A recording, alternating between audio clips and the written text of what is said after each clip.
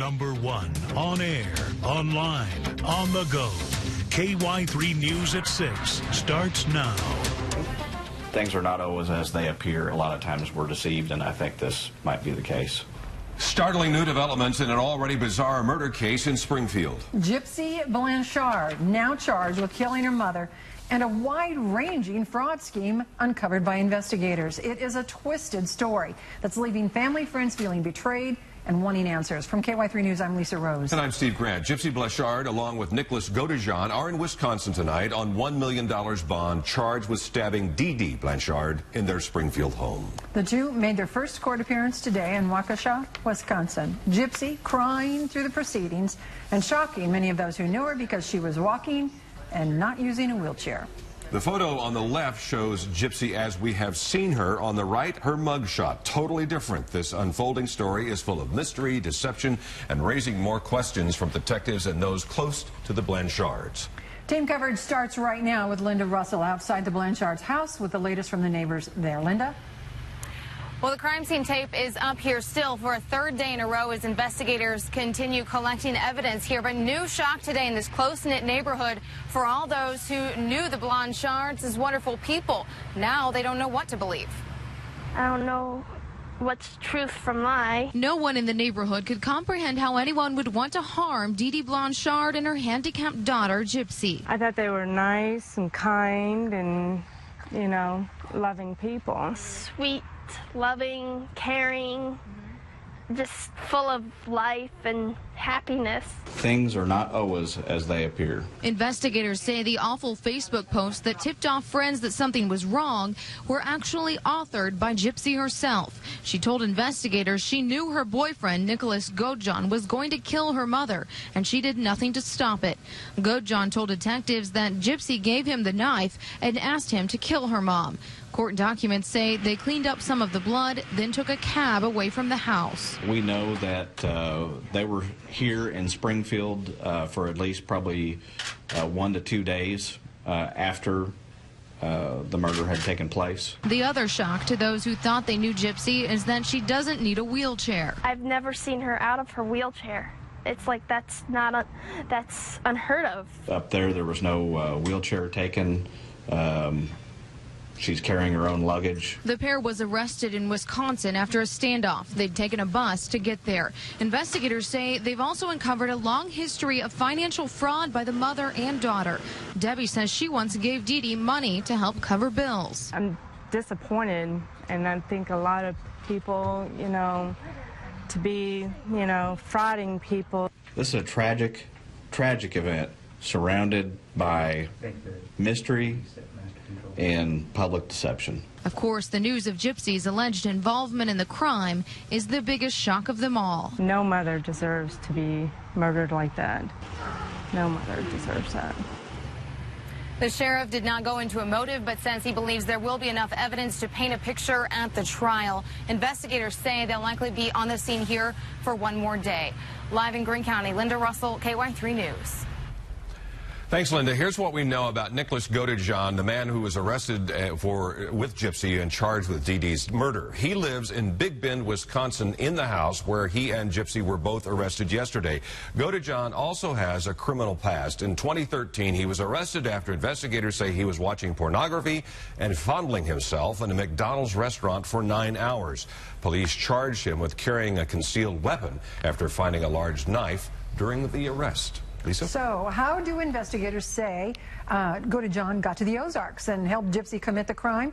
KY3's Jahan Sheikh joins us from the Greyhound Terminal in East Kearney with more on that. Jahan? Lisa, authorities believe that Gypsy's boyfriend, Nicholas Godejohn, arrived here in Springfield from Big Bend, Wisconsin on a Greyhound bus. Now, there's no official timeline, but authorities believe a short time after Godejohn stabbed Dee Dee, Gypsy's mother, they both, Gypsy and Godejohn, hopped on a Greyhound bus back to Wisconsin. Now, authorities say that no one would have recognized Gypsy because both of her looks and her alleged illnesses were deceiving. Deception down to Dee Dee and Gypsy's last name. Her last name is not Blancharde. It's Blancharde with no E. An E that family friend Brittany Hansen says Dee Dee added when she and Gypsy moved to Springfield. Brittany knew the Blanchardes when they lived in South Louisiana. She was was very friendly. She was very sweet. You know, that I don't believe to be untrue. She was very sweet, you know. I called her Aunt Dee Dee.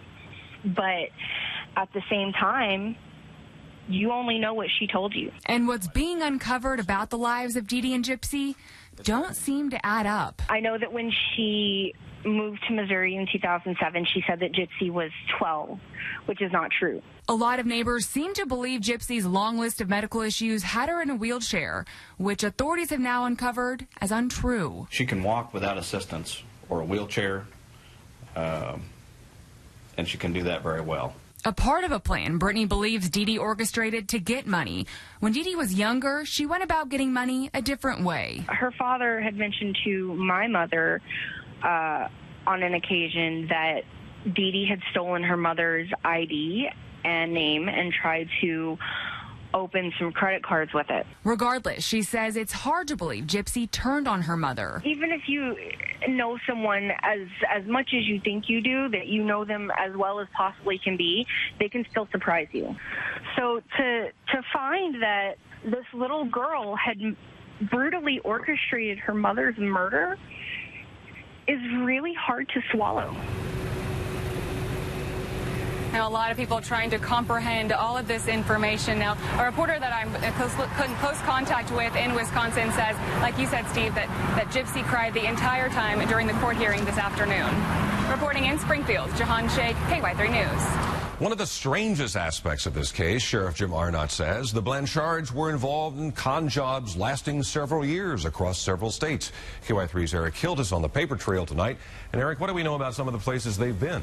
Steve, we're hearing that the Blanchardes scammed many different charities and lied to many different charities across the U.S., including churches and support groups in Louisiana, and even lying to Children's Hospital in Kansas City. Coming up tonight at 10 o'clock and at 9 o'clock, we'll share more of those places the two are accused of scamming and how a longtime family friend is reacting to these shocking accusations. Steve? Thanks, Eric. Perhaps the biggest gift the Blanchardes received once they moved to Springfield, home ownership. How'd they do that? Contact KY3's Ashley Reynolds sat down one-on-one with Habitat for Humanity. Our mission is a place where everyone has a decent place to live. Are there folks that try and take advantage? Show me a business where there isn't. Larry Peterson was not with Habitat for Humanity when the Blanchardes moved in 2008. It just proves that happy endings are not just in fairy tales, they're real. It's quite a filtering system before somebody's accepted. The Blanchardes were approved and got through the door. Habitat doesn't give away homes.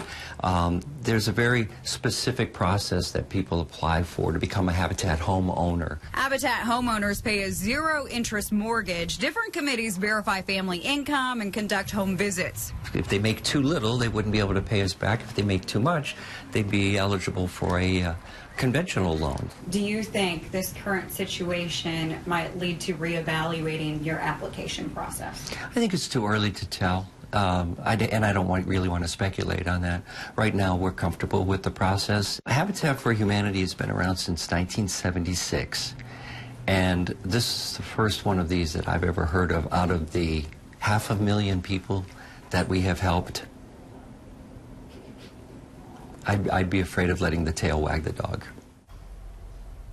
And Peterson would not discuss specifics about the case and says he only knows what we are reporting. Habitat for Humanity did give documents to the Greene County Sheriff's Office. Now, before you donate, check a charity. Go to this website. It's charitynavigator.org. You can plug in the charity and see how much money of every dollar goes to the cost.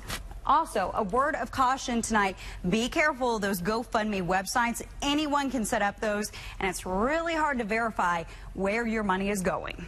Ashley Reynolds. Thanks, Ashley. A murder conviction in Oregon County tossed out by the Missouri Supreme Court. 7 years ago, Michael Amick was convicted of second-degree murder and arson in the death of his grandmother-in-law, Leona Vaughn, whose house was set on fire. The Supreme Court decided the conviction should be overturned after learning that a juror that had been dismissed was allowed to rejoin the jury. Amick may face a new trial now with a new set of jurors. On to weather in the Lake of the Ozarks area under a flash flood warning right now. Abby Dyer shows us which areas also will see the most rain tonight with more to come. Yeah, a lot of the torrential rain tonight going to be developing along a cold front that is draped in our northern counties, right where we are seeing that flash flood warning. You can see this line of really heavy rain stretching all the way down from near the Joplin area, up through portions of Bolivar, Polk County, and then all the way up through portions of central Missouri. That's also where we have the thunder and lightning this evening and the active flash flood warning. Now, that's in effect until 11 p.m. for those northern counties. This is impacting portions of Benton, Camden, Miller, and Morgan counties. There have been reports of some low water crossings already covered, so be very careful if you have to be on the roads tonight in that area. We also have heavy rain falling from Bolivar all the way back toward Joplin, and it's all moving to the northeast. Light to moderate rain showers falling in our southeastern counties. I'll be back in a few minutes. More rain is on the way, and this is going to be tropical rain, more than 6 inches expected in some spots. Those details in just a few minutes. All right, Abby, see you then. Tonight, the FBI has the St. Louis Cardinals under the microscope. KY3 Sports Director Chad Pline has more on a suspected computer attack from the Redbirds front offices and who investigators say it targeted. Lisa, Steve, it is a first for Major League Baseball, a team being investigated for a cyber crime, and it's happening in St. Louis. Tonight, the FBI suspects Cardinals front office workers broke into the computer system of the Houston Astros to allegedly gain information, scouting reports on players. Illegal hacking could not only hold those legal consequences, but also punishment within baseball. In addition to what happened, there's the question of who did it, who knew about it. You know, is the organization responsible? Is the individual responsible? There's a whole set of issues that are going to need to be sorted through. Now, since it is a federal investigation, MLB will have to rely on what's discovered during that investigation, which reports say is close to wrapping up. Later in sports, fan reaction and a possible motive as to why. All right, Chad. The power company that owns the Lake of the Ozarks is not liable for the electrocution deaths of 2 children. Today, the Missouri Supreme Court reversed an appeals court decision that found Ameren responsible for the accident on July 4th, 2012. That's when Braden and Alexandra Anderson died while swimming near a boat dock where faulty wiring let electrical current leak into the lake water.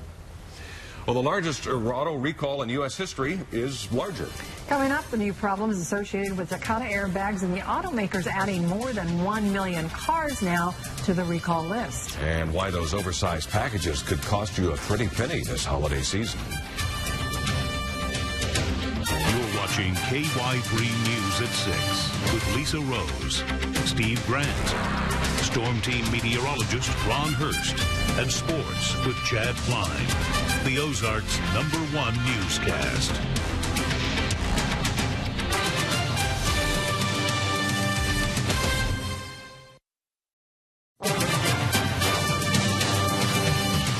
In tonight's Contact KY3, the largest automotive recall in American history just got bigger. Tonight, Toyota and Honda both say more than 2 million cars will be added to the Takata airbag recall. For Honda, that's more than 1 million vehicles already equipped with a faulty driver's side airbag. They now need to have the passenger side replaced. Toyota says the airbags can explode because they inflate too quickly and with too much pressure. You can look for this story on KY3.com and on our Facebook page for a full list of the affected models made by Honda and Toyota. So far, 34 million vehicles are under this recall for the Takata airbag replacement. You may need to budget more money to send holiday gifts to loved ones on time this year.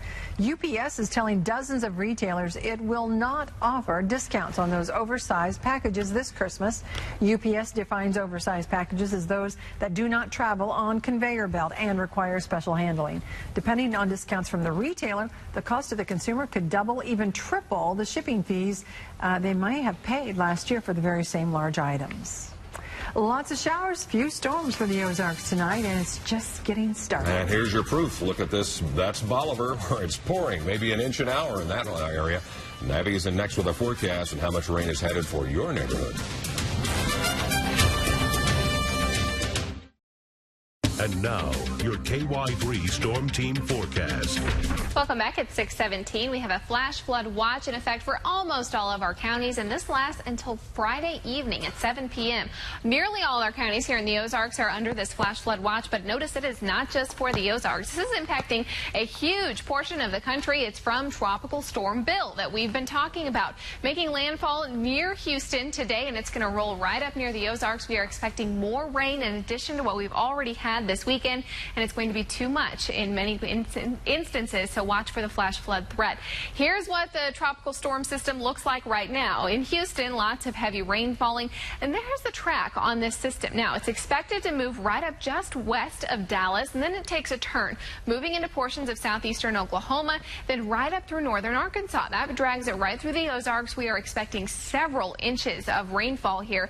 There will likely be some very breezy conditions to come along with this system, but not quite tropical storm strength. Temperatures are going to be very mild over the next couple of days, and we will see a whole lot of rainfall. I'm going to stop the futurecast rain amounts here. This is on Thursday at 3 o'clock in the morning, just when the system is getting underway. A couple inches of rain expected. Doesn't stop here, though. As we head into Thursday afternoon, it is just going to be torrential rain in some cases, maybe 3 to 5 inches by Thursday afternoon.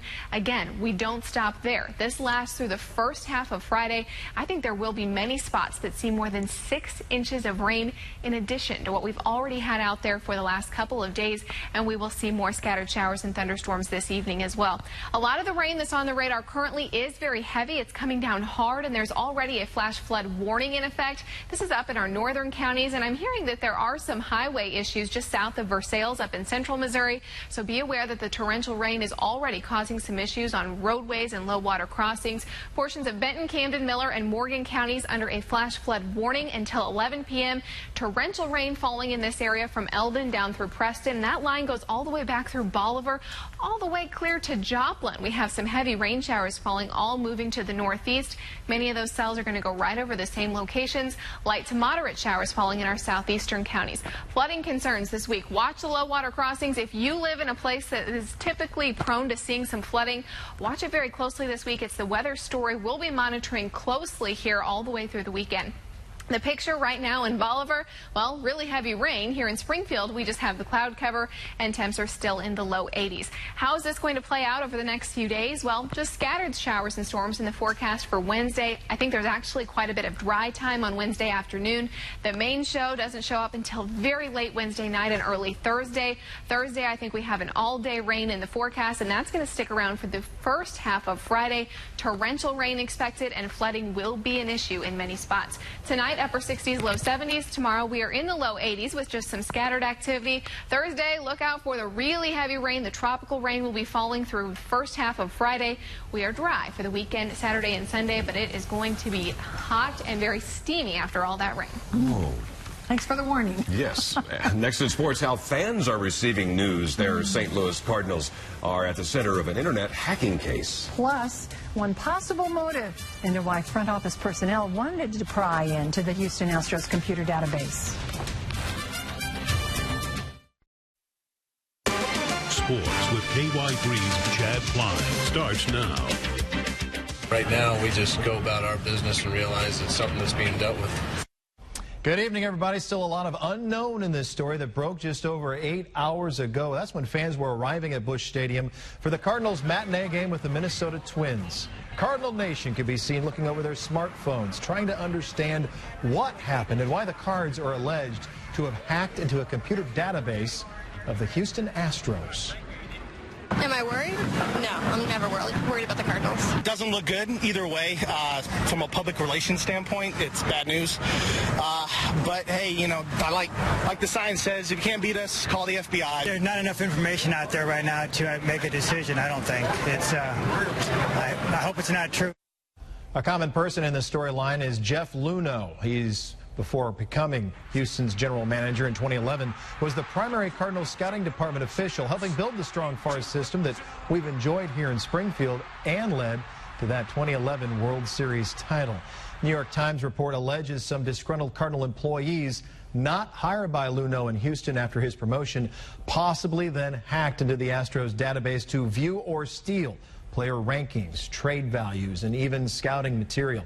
No word on what, if any, of this material was used. Of course, this is very early in the investigation. One we're told is close to wrapping up. There has never been a Major League Baseball team accused of corporate espionage. Meanwhile, the players didn't know anything about this investigation until reporters asked them about it before today's finale with Minnesota. They said they're just worried about getting another W. And thanks to Mark Reynolds driving in a pair of runs in the third, and a superb outing from Michael Wacha, who goes 6 1/3, striking out 5. The Cardinals win 3-2 for their 5th straight win. As for the Royals, they're looking for back-to-back wins in Milwaukee tonight. Chris Young flirted with a no-hitter last week. We had that story. He's on the mound for Kansas City tonight. And, of course, in the Texas League, Springfield Cardinals playing under the lights as well. In Tulsa, unbelievable June. They're hoping to go to 11-3 with a win tonight in this month. All right, play on. Definitely. A big expansion in southwest Springfield. Coming up, the new features coming to the Missouri Institute of Natural Science. Something new for some things old. Today, the Missouri Institute of Natural Science broke ground on a new museum expansion. The new facility will house hundreds of fossils and minerals gathered right here in the Ozarks for everyone to enjoy, and will also include a restored Triceratops dinosaur skeleton from Wyoming. Construction should be done by this October. There is the Triceratops. And that is our report. Thanks for watching KY3 News here at 6. We hope to see you tonight at 9 on the Ozark CW, and then at 10 on KY3 News. We'll all be here. Have a good night.